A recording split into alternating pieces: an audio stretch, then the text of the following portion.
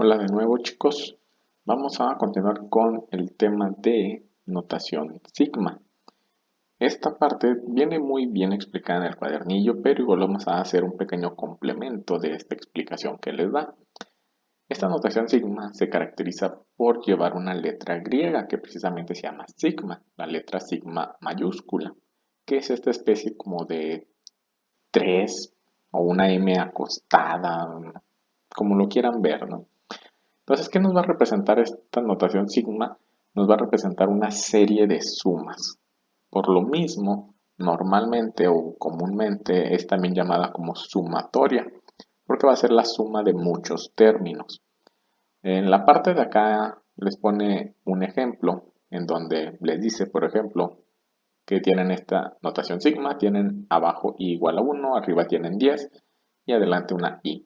Significa que va a ser una suma de los términos desde i igual a 1 hasta 10 de la i. Entonces, significa que solamente hay que estar sustituyendo o sumando, mejor dicho, los valores desde 1 hasta 10, es decir, 1 más 2 más 3 más 4, etcétera, hasta 10. Acá más abajo les aparece una explicación un poquito más a detalle de qué es y qué representa cada uno de los términos, ¿no? La notación sigma, que ya saben, la i, que normalmente se le conoce como índice de suma, el límite inferior y el límite superior, que pues solamente son en dónde comienza y cuál va a ser el último número de toda la suma, de toda la serie de sumas. Aquí vienen algunos ejemplos en donde, por ejemplo, les dice una suma, una sumatoria desde k igual a 3 hasta 10 de 2k. ¿Qué significa esto? Que la k, el índice que en este caso es k, como les menciona también el cuadernillo, normalmente se representa con la i, la j, la k, normalmente. Va a estar cambiando esta k. La k va a estar cambiando desde 3 hasta 10. El 2 no, porque el 2 es constante, se va a quedar. Entonces, la primera parte de la suma pues sería 2 por 3, porque inicia en 3. Y así sucesivamente hasta llegar a 10. Siempre va a ir incrementando de uno en uno. Las sumatorias o las notaciones sigma van a ir aumentando de uno en uno. Otro ejemplo les pone aquí 3 por i al cuadrado, donde i empieza en 2 y termina en 10. Entonces, pues solamente es lo mismo, ¿no? La i comienza sustituyéndose por el primer valor donde inicia la suma, que en este caso sería 2, y sigue hasta el 18. Obviamente, como son muchos términos, se suelen poner puntos suspensivos para no poner tantos. Y va a pasar lo mismo acá. Por ejemplo, les dice esta sumatoria desde k igual a 0 hasta 150 de k al cubo entre 5. Entonces el entre 5 va a permanecer constante para todos, pero lo que va a cambiar es la k, desde 0, 1, 2, 3, etcétera, etcétera, hasta 150. Es algo muy sencillo de checar.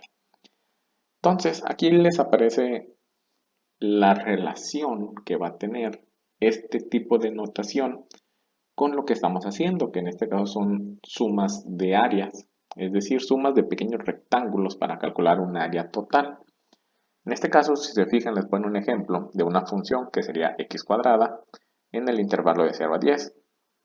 Como ya saben, el intervalo pues es simplemente esta resta, ¿no? Del superior menos el inferior. Y eso nos va a servir para nosotros calcular nuestro delta x, es decir, el incremento que va a ir teniendo en x, que si recuerdan su formulita era b menos a entre n, donde n era el número de rectángulos que vemos que era 10. Entonces, para este caso les va a quedar de 1, ese delta x, es decir, el cambio o el incremento que va a ir teniendo x. ¿Qué va a pasar en este caso? Si se fijan, ustedes también tenían que calcular la altura de cada rectángulo y eso lo hacían mediante la función, sustituyendo el valor de cada x. Si se fijan, en este caso son rectángulos que están por la derecha, es decir, este primer rectángulo va a empezar en 1, luego 2, 3, 4, 5, 6, hasta llegar a 10. Si hubiera empezado por la izquierda, hubiera empezado en 0, 1, 2, 3, 4, 5, 6, hasta 9. Pero en este caso está empezando por la derecha.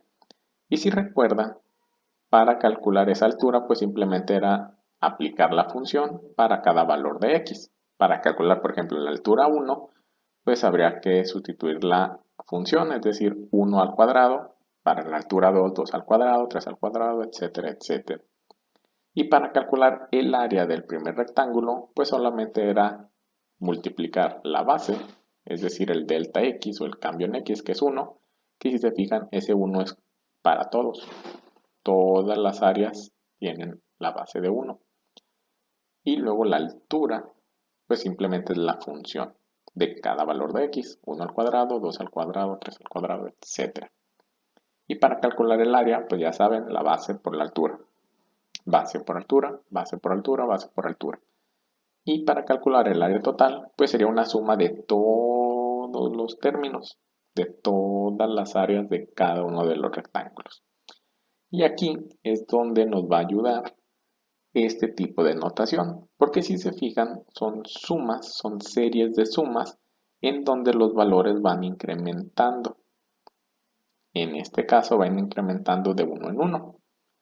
Entonces, toda esta suma nosotros la podemos simplificar a manera de una notación sigma o de una sumatoria, en donde el área total la podemos calcular como una sumatoria, una notación sigma, desde i igual a 1, porque empieza en 1 el primer valor de la primera función, hasta 10, que va a ser el último valor. ¿De qué? Pues 1, que lo tenemos 1, si se fijan, está multiplicando a todos, por el valor o el índice que va a estar cambiando. ¿Cuál es el valor que va a estar cambiando? Este de aquí, 1, 2, 3, 4, 5, 6, 7, 8, 9, 10. Es decir, ese i al cuadrado, que si se fijan tiene relación con nuestra función, que es x cuadrada, entonces queda i cuadrado. Este 1, ya saben que es un 1 multiplicando, se puede quitar, pero bueno, lo dejan para que pueda ser un poquito más detallado la relación. Espero que más o menos con esto quede más o menos claro este tema. No es tan complicado y de igual manera el cuadernillo viene bastante detallado en este aspecto. Pero también por último les quiero agregar algo que se les puede complicar en la tarea anterior, que es la tarea del ejemplo donde está lo del COVID. Si se fijan, en esta función es una función pues bastante más distinta, ¿no? No es una función tan sencilla como x cuadrada, x cúbica, etcétera, ¿no? Es una función donde, bueno, tiene 0.9025, que es una constante, lo de menos, pero tiene la letra e, que no sé qué tanto hayan trabajado con ella, pero pues simplemente es un tipo de función, ¿no? La función exponencial. Esa función exponencial normalmente trabaja con exponentes, precisamente con potencias. Entonces, cuando ustedes vayan a resolverlo, tal vez se les pueda complicar al momento de calcular las alturas de los rectángulos, es decir, de sustituir la función original por el valor de cada x. Para eso, cuando ustedes lo quieran meter a la calculadora, ¿cómo lo deben meter?